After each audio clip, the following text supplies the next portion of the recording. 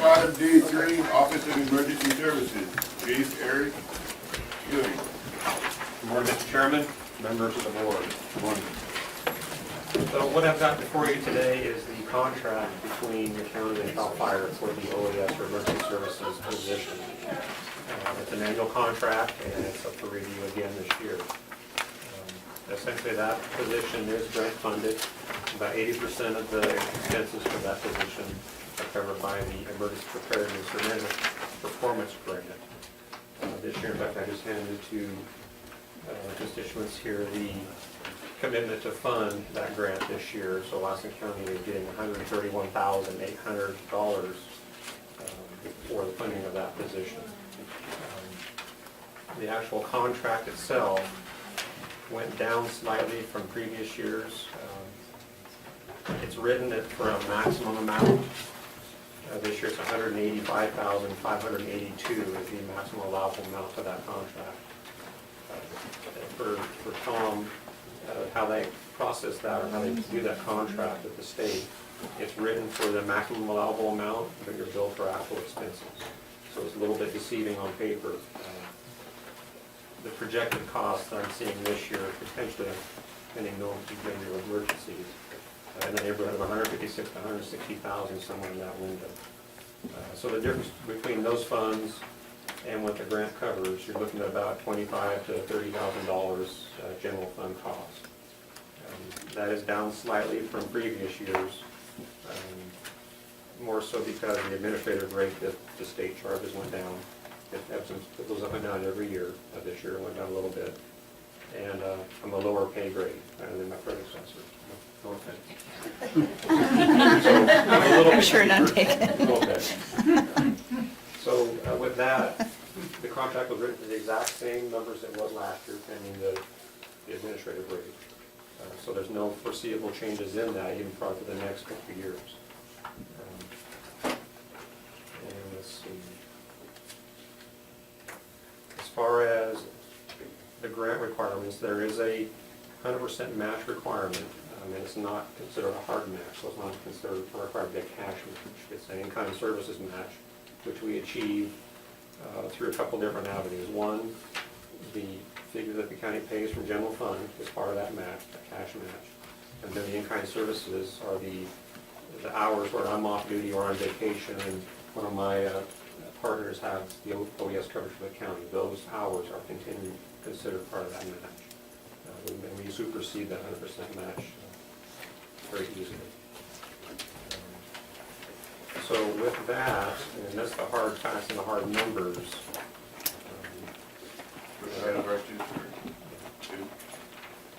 Yeah, next to the last sheet on Exhibit D, Schedule C, we have a list of items that are identified, I guess, with the position, and this is part of the inventory control, which makes sense. The two things that stand out looking at that list, there's a Ruger, a mini 14.223 caliber, is firearm that says Seed Jacks on it. Now, Chip, he retired, he's been living in Reno the last 3 years now, I would assume. So I assume that he doesn't still have that gun.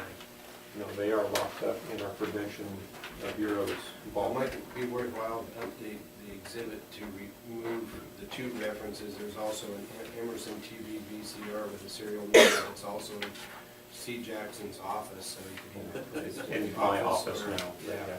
You could either put a person's name on it or just have it be the generic title. But I was going to say, hopefully those two items are not in Chip's possession over in Reno. They are accounted for and locked up, yes. That just sort of kind of jumped off the page, and I have to give Mr. Allball credit because he was zeroing in on the weapons and was showing me that just a moment ago. Like, look at all this cool stuff they get to play with. Yeah. I've asked to look at them and see them and touch them, but they won't. Yeah, but I just saw that and I thought, well, Chip probably appreciated if people didn't come knocking on his door asking to see the merchandise. One question for Eric. On Exhibit A, Eric, the only one you have marked under number 1, you have item number 6. I thought you guys were in charge of all the dispatch, 911 dispatch, on number 3. This position is not directly in charge of that. The dispatching element is processed through a different JPA, Firenet Lassen. So it's not part of this OES or this emergency position. That's completely independent of what the position functions under. I believe in the county spreadsheet, the monies that the county gives to Firenet Lassen come through, pass through that position or that fund supersedes this and supersedes SHIP. That funding mechanism's been in place for years. Yeah, this is a generic state contract form in which they just check whatever boxes pertain. So maybe in some areas of the state, there might be that, but not here. Correct, yeah, there's an independent contract that I, in the process of updating for the dispatch, and that box is checked, but it's a different contract, it won't even come through this body, it's independent. Thank you. Any more questions? Any questions from the audience? Seeing none, we have a motion to approve this contract. Mr. Chairman, I think it's been an excellent working relationship we've had with CAL FIRE for this position in recent years, and I think Eric is maintaining even though he's less paid than his predecessor, has done an outstanding job, and I move that we approve the renewal of the contract as set forth. Got a second? I'll second that. Motion and a second. Any more discussion? Mr. Chairman, under this contract, and Eric, I've talked about it, we'll be engaging in an update of our emergency operating plan, planning some exercises to test that plan, get all of our new employees up to speed on their duties under the ordinance. So this will be a period of a major upgrade, and it's a very, very important thing. It's not a question of if, it's a question of when we'll have some sort of disaster. So some truck carrying chlorine going through town, something's gonna happen, we need to be prepared for it. Good. Mr. Nichols and I sat through a class last Thursday on emergency operating plans and trying to bring ours up to speed, so. yeah, Don't it's forget getting- Melody was there too. Yes. And I'm glad that he needs to do that. Okay, any more questions? If not, all in favor say aye. Aye. Opposed say no. Ayes have it. Thank you, Eric. Thank you. We'll move on to H1, minutes of September 24th. Motion, we have a second. Second. Jim seconds it. Any discussion? I'll have to abstain from that, nothing, President. Yes. Larry? You have to abstain too. You are here. Okay. All in favor say aye. Aye. Opposed? Abstained? Two abstentions, the ayes have it, passes. Go to H2. Lassen Modoc Flood Control District. Who wants to take that up? I'm more than happy to talk about it. The board needs to convene as the district. I have to convene as the Lassen Modoc Flood Control District, we will do that. Thank you. Okay. In September, we came forward to this board with a posted public hearing for the Lassen Modoc Flood Control's 2013-14 budget. Invitations were sent up to the 4 Modoc County supervisors that are also on this board, and for whatever reason, they were unable to attend. So what I'm asking the board today to do is to rescind the first resolution and approve this budget with a quorum, and adopt a new resolution approving the 13-14 budget for business to continue. Do we have a motion? So moved. Aaron, second? I'll second it.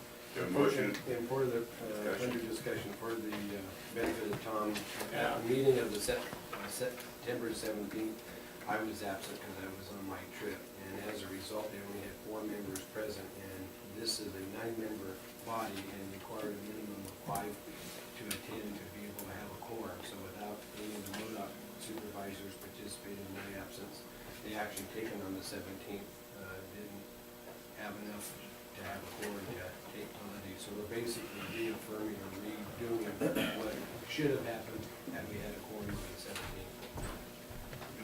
Any more discussion? All in favor, say aye. Aye. Opposed, say no.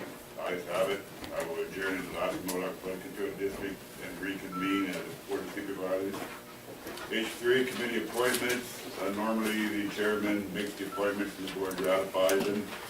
Being as the voters ask Mr. Hammond to take Jack Hanson's place, I would appoint all these to Tom Hammond to take over, which would be until the first meeting in January, which we reorganize. If the board would accept that, that would be my pleasure.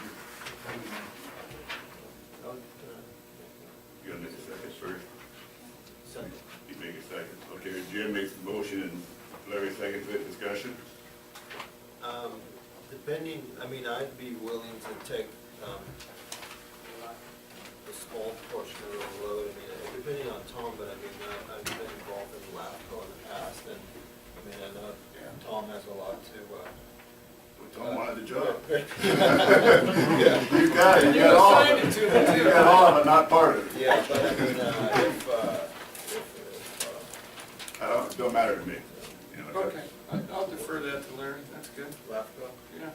So that would have to be in the motion. Yeah, I would amend the motion to include that Larry, a second amendment. modification, friendly amendment. Okay. We're good then. Any more discussion? Discussion about what? Council.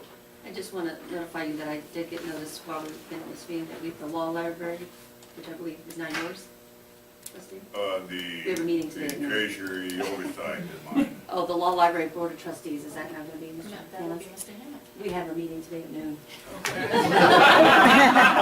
I'll be there. I just wanted to let you know. There's also a airborne meeting, Tom, at 3. Okay, we have a motion.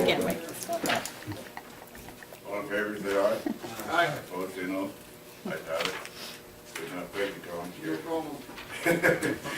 You may not know what you're getting into, but you will by the end of the month. Okay, thank you, guys. We'll move on to H3, committee appointments. We're moving, we're on to H4, Antelope Valley Resource Conservation District. And I don't think there's any vote on this, but I will be abstaining from any discussion or. Members, I'm just, we have another vacancy on the board. This is not a meeting to make any appointments. This is just my request for direction on how to proceed. In a meeting a couple weeks ago, Mr. Wazik brought up an item that the board agreed to send a letter to the district asking them to agree to do training for new board members. The letter went out, it's included in the packet. There has been no reply, so I don't know if they've agreed to do that. You know, you do have a duty, we'll ask the county council to address her in a couple of minutes to make the appointments. So is it just business as usual? Do we just put it back on the agenda, post the vacancies, ask for? They had another resignation. They had a resignation. No, Yeah. this is, Oh, this is for Lessons. Yeah, just one. You know, What's the direction of the board? So, you know, Aaron? Well, my 2 cents is we don't do anything, because 7-6 now, it's a 2-2. And that thing is so divided and so contentious. Just leave it at 2-2, let these guys figure out what the heck they're gonna do to get it settled out. Because if we appoint somebody on one side or the other, it's gonna just upset the apple cart tremendous. And I just say, just leave it be, let them figure it out. thank you, sure. I had a question, on, the third page in of the staff report, the older one? actually one day, actually the first page of the July 12th. On the bottom, paragraph, about halfway down, it says, your board's only legal duty is upon request of the RCD board to appoint qualified person to vacancy.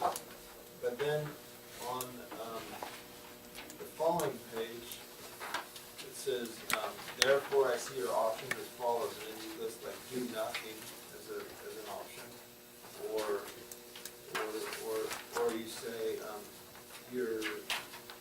your board, the bottom there, point A, your board can also refuse to fill future vacancies. So I just wanted to get clarification, because in the one you say it's our legal duty, and then it says that we can refuse to do it. You know, we'll let, there's not a simple answer to that question, so we'll let the attorney speak to it, and we'll all see if we understand. Isn't there a provision in the statute, it may not pertain to this particular body, but I think it pertains to the other ones where the board is called upon to fill a vacancy, that if we fail to do so within like 60 days or some statutory time frame, then it either goes to an election or it goes to, I guess, another authority. Does that affect this particular board? Well, in this particular, Mr. Evans' resignation left an unexpired term, and Mr. Evans was appointed by this board. So when the board appoints it via the resolution, Let's back, I mean, there's two potential eventualities. One is the unexpired term. Somebody quits before their term expires. The second is if their term expires, they don't file to run again. Two separate sets. Right. Different rules are different. So the RCD had a resolution that gave you the authority to appoint the members. You appointed Mr. Evans, he resigned, and there's an unexpired term left on Mr. Evans.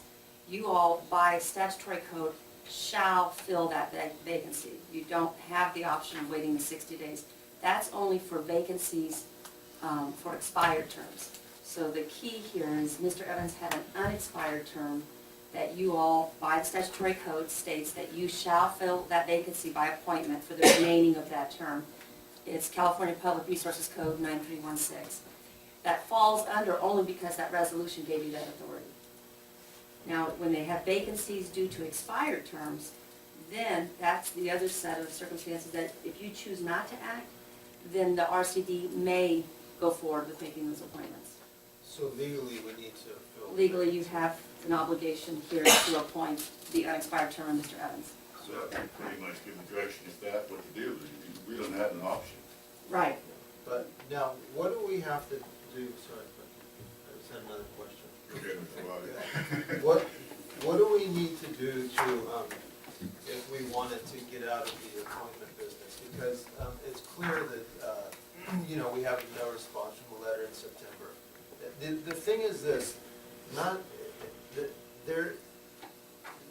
we're deciding the fate, if you will, or the expenditure of people on this RCD that pay a yearly fee, and they might have seen it go from $400 to $2,400.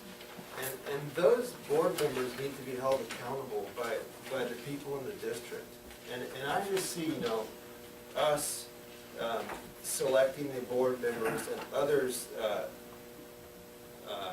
living with the consequences, if you will, and having no remedy to right the situation is just being wrong. I think that we need to do our legal duty, fill the vacancy, but as quickly as possible, put the selection process in the hands of the people being affected by the decisions that board makes, or lack of decisions, or whatever. And they will quickly sort it out, I'm sure. The solution there would be when an expired vacancy comes up, you don't appoint anybody. Then it reverts back to the RCD. They are the only ones who can rescind that resolution by resolution. But are they legally obliged to fill it by election, or will they just sit and do nothing? After the 60th day, it reverts back to them, and they may, it's not So they- shall. So they could sit with They like could a sit.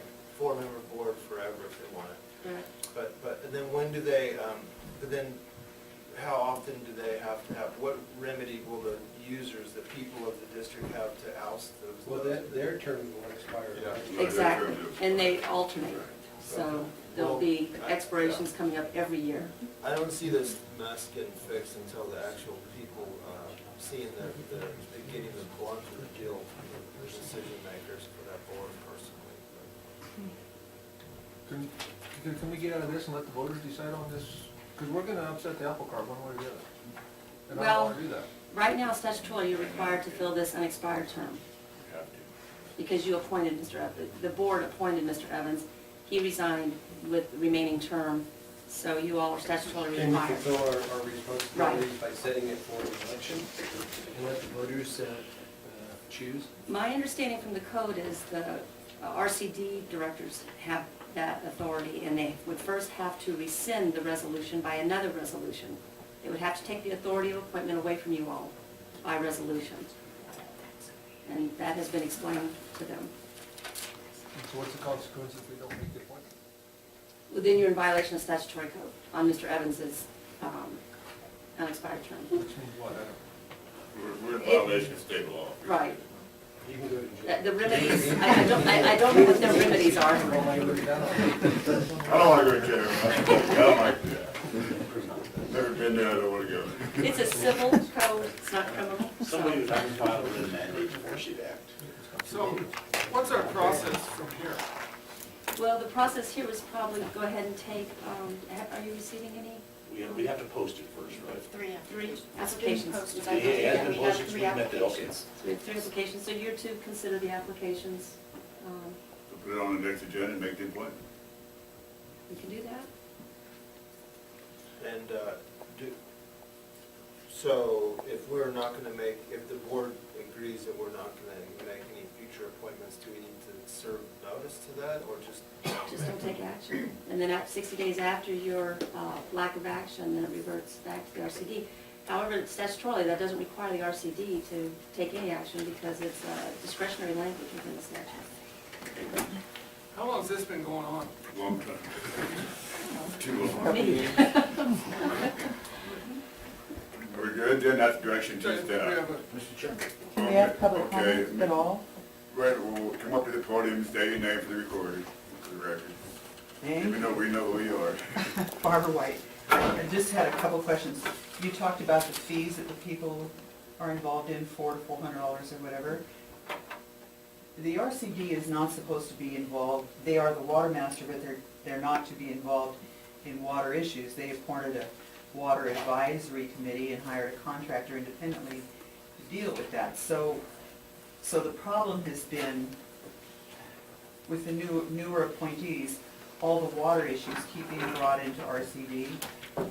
So the three people that you have now that have applied, you have one that was a problem before that was involved in obtaining some illegal letters of defamation. You have another one that's a water user, and you have one that's never been involved in it, that's not a water user, a landowner, a voter, but not a water user.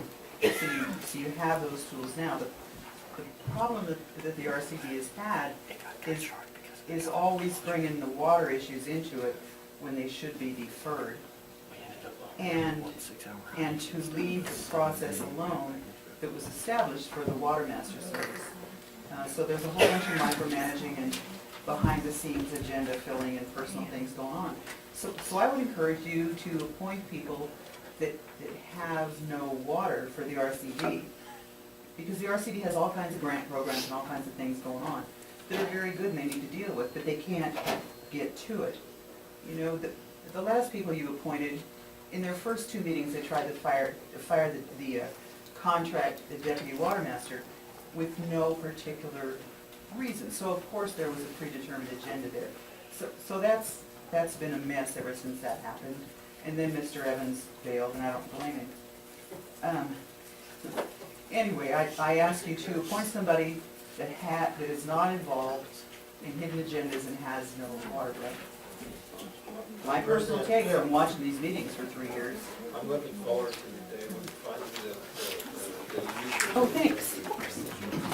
Susan? In the past, we've done interviews, and one of the applicants is not available in October. Do you want to put this off into November? Yeah, we can do that. I mean, I don't think it's a huge, they have a quorum, they can conduct business. This is what I would respectfully disagree with you, that the Water Advisory Committee is an advisory committee, and it's all they are. The key word is advisory. They have no authority. The RCD is the water master. They do have the only authority, so. I absolutely agree with that. And the Water Advisory Committee was appointed and can be removed by the RCD, but they're not taking any action in that direction. And when the Water Advisory Committee makes advice to them, the RCD has been overruling their recommendations. They can do that. And the last time they did that, it ended up in a court case.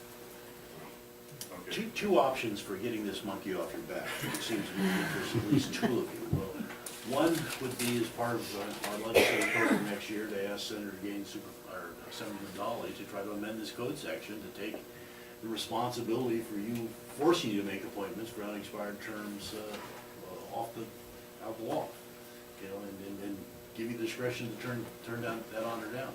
The second thing is to authorize me to send or have the chairman sign a letter to the HCD that says, in the event of any vacant terms, we will not be making any future appointments and encourage you to go to an election. I'm sorry? Well, I think, again, LAFCO is conducting a municipal services review on the whole district. I don't know if that plays into that, but, the two of you on LAFCO can kind of bring up the efficiency of the district and whether or not something needs to be done about its basic structure as part of that process also. Okay. Yeah. Mrs. White. Comment on that. It's like, if the RCD could be very efficient, and it was a couple of years ago, But now they've been buried in all this water issue and this infighting thing, everybody trying to control the water through the RCD. They need to go back to their basic programs. They have a lot of grant programs that they need to be addressing, and they'd be efficient.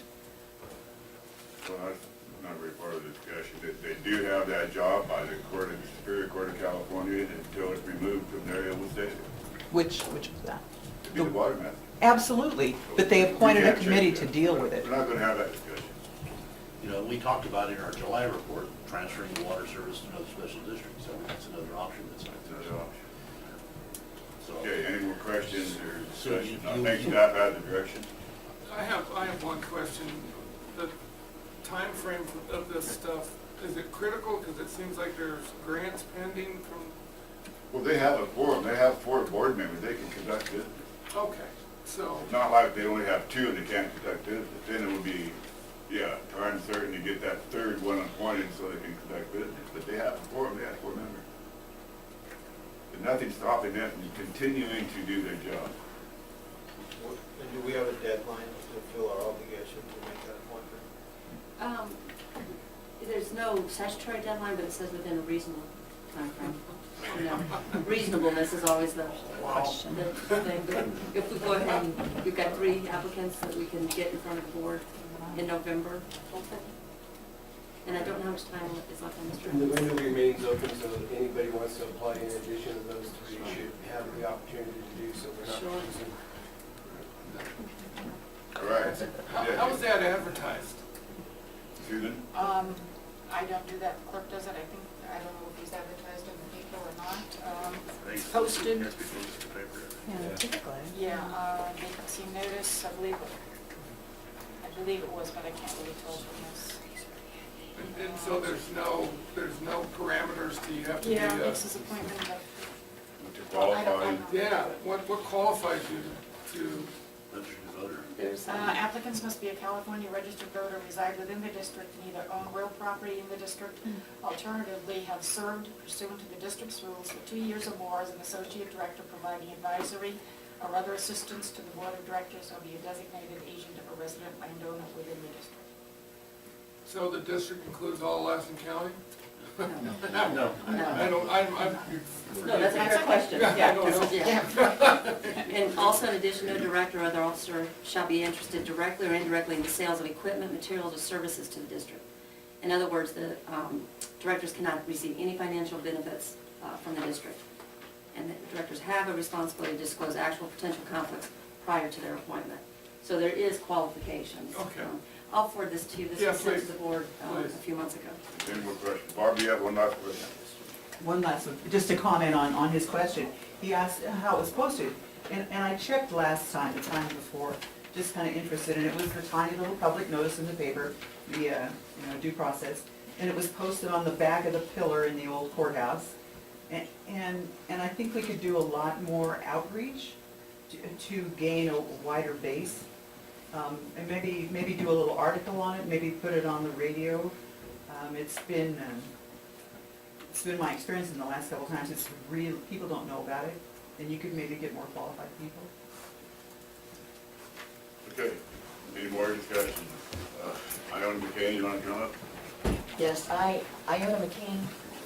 I think I spoke about a conflict of interest here about the water board, about the board of supervisors. And I did mention at the beginning that I will not be voting on this issue. Thank you. Just in case there's a perception, council. I did hear from Julie Bustamante just now, just to clarify where it's been posted. It's posted in 4 locations: the courthouse, the library, 707 here, and at the admin building. So there's 4 locations for the posting of these vacancies. Otherwise, there's not funds to put it on the radio, And in the paper. and of course in the paper. It's, actually, she states that we publish it in the paper if the board requests it. For Ms. Bustamante. Board okay on this, or we have direction to staff, we're okay? So our direction is to invite the applicants to the meeting of November 12, or interview them at appointment, and no further direction on any other items. That's it. And you want to bring this back for further discussion on the getting the monkey off your back, or? Well, we can, I think we can go there at the next, when we make the appointment, we can go from there.